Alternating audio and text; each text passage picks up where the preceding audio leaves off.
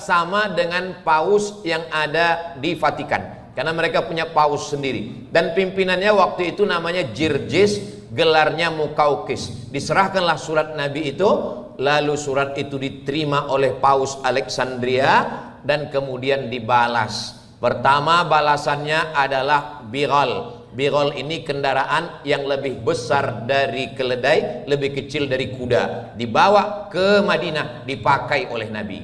Yang kedua, dikasih hadiah kain. Kainnya juga dipakai oleh Nabi, karena tekstil waktu itu bagus di Mesir. Yang ketiga, asal Banha. Asal artinya madu. Di Mesir ada satu provinsi produsen madu namanya Banha. Madu itu pun diminum oleh Nabi. Dan kemudian dikirim 2 orang perempuan. Yang satu namanya Sirin. Sirin ini menikah dengan sahabat Nabi. Dia penyair, namanya Hasan bin Sabit. Sirin ini punya kakak namanya Maria. Maria ini menjadi istri Nabi. Dari Maria lahirlah anak Nabi laki-laki namanya Ibrahim. Itu makanya kata Nabi, nanti kalau kamu berdakwah ke Mesir, Mesir itu adalah saudara saya. Kenapa? Karena Mesir punya hubungan dengan Nabi Muhammad 2 kali. Istri Nabi Ibrahim yang kedua namanya Hajar, orang Mesir.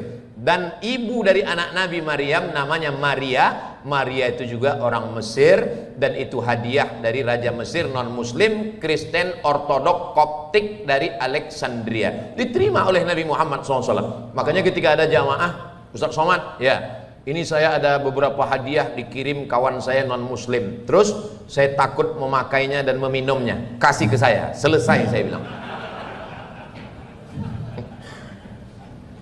Kurang piknik, kurang banyak membaca. Berikutnya yang keenam.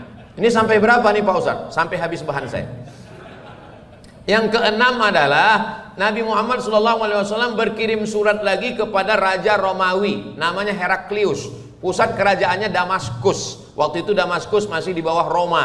Lalu surat Nabi itu dibawa, datang Heraklius memberi minyak wangi. Diciumnya surat Nabi, diberinya minyak wangi, lalu diletakkannya dalam kotak kayu. Dan hubungan dia baik dengan Nabi Muhammad SAW.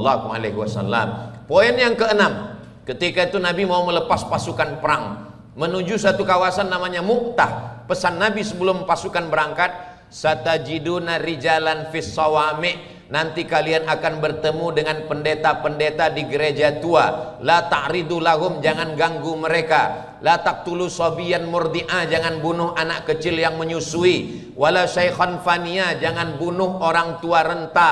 La taqiranna nakhla, jangan cabut pohon kurma.